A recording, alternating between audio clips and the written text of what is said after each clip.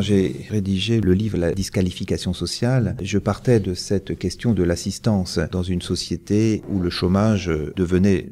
C'était une enquête réalisée dans les années 80, où le chômage devenait de plus en plus important, un chômage de masse. Dans ce contexte de la crise de la société salariale, on a dans le système de protection sociale un transfert de la protection sociale qui passe du monde des assurances sociales à l'assistance. Et donc le pilier de l'assistance est un pilier qui ne devait être que résiduel dans la conception même de la protection sociale. L'ensemble des membres de la société, à la Libération, quand on a créé la sécurité sociale, devait être couvert par le système des assurances sociales. Mais la crise de la société salariale a vu que finalement le nombre des assistés, le pilier, a été de plus en plus important. Donc aujourd'hui, quand on parle de protection sociale, on parle comme si on était dans une société duale. D'un côté, ceux qui sont salariés et protégés par leurs cotisations et l'accès à leur protection sociale, et tous les autres qui relèvent non plus de ce système de protection sociale, mais qui relèvent de ce qu'on appelle, pour ne pas parler d'assistance, de solidarité nationale.